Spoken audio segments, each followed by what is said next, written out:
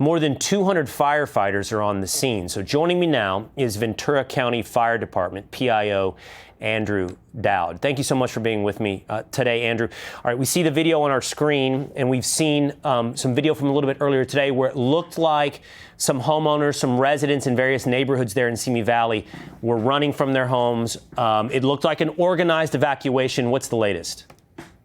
So great questions. So currently the fire is at approximately 500 acres. We have at least 200 firefighters actively engaged in this firefight, both from the air and from the ground.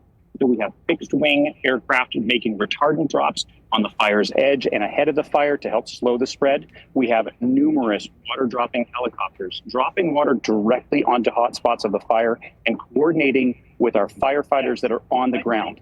Those firefighters are providing aggressive structured defense operations to help protect lives and protect property. So an incredibly well-coordinated effort, a firefighting effort going on here right now.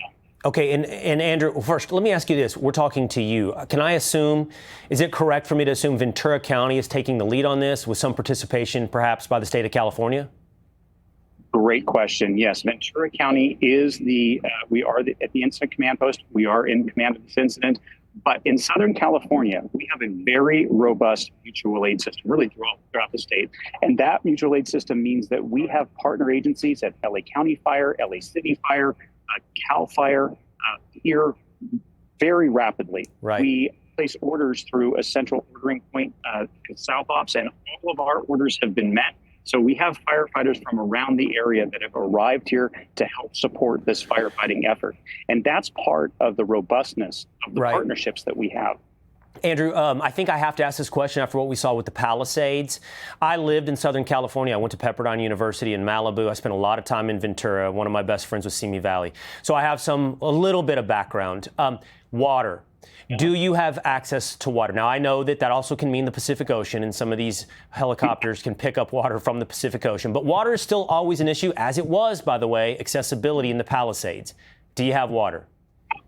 Absolutely. We have all of the resources that we need right now. So a few things that we do in regards to water supply.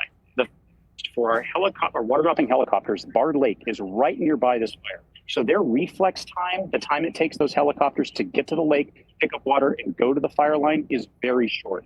We identify those water pickup locations prior to any fire happening. So when a fire occurs, we already have a plan.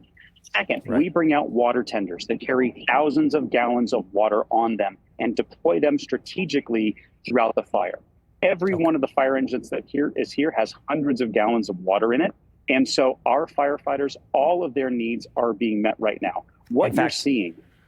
Sorry, go ahead. I'm sorry to interrupt you, Andrew. We're seeing video as you speak. We see helicopters dropping water on the fire as you were describing it. We see exactly what you're suggesting. But what we're also seeing, Andrew, is we're beginning to see some images of some houses that have now burned. Do you have any assessment so far of the damages? So great question. We want to make sure that we adequately and correctly identify any structures that have been damaged and destroyed by this fire. Our crews are out there making those assessments right now. I don't have an update as to any number of them, but obviously cameras from the air, you're seeing what's out there. We're seeing it too. You know, I just have to say, you have family and connections here. We live and work in this community. So our firefighters live in Simi Valley. And these types of incidents, they don't just impact us as a department, they impact us as residents of this community. So it is hard for us to see. And we care so greatly about providing aggressive firefighting, about providing structured defense. When these fires impact a community, they impact us too. I know that's true, Andrew. And I know, again, I spent more time in Simi Valley than I ever thought that I would in my life. And I know it's a community full of firefighters and policemen. That's exactly what Simi Valley is. It's a blue-collar, middle-class town where a lot of the city services workers from fire, police live. Again, one more time, we're seeing images, and I'm pointing directly to our viewers to the top image on your screen, where you can get an aerial view of the extent. You can see active fires burning right now. And there was a wide shot a moment ago where we saw the extent of the burn scar and how close it came to neighborhoods. Anything you can share with us, Andrew, on how much of Simi Valley has at this point needed to be evacuated, or who may need to soon evacuate? I know that there are multiple evacuation orders that are in place. But as you know, as somebody who spent time here, this is a community that prepares well for wildfires. So we have residents that protect their structures in advance by providing clearing out brush within 100 feet and fire and other regulations. We have a very robust community connection here, so residents are ready to go and ready to evacuate. Those programs that take place before the fire are such an important part of wildfire resilience and wildfire preparation. Making those protections to your home, regardless of what community you live in, allows firefighters to get in and adequately provide structural defense.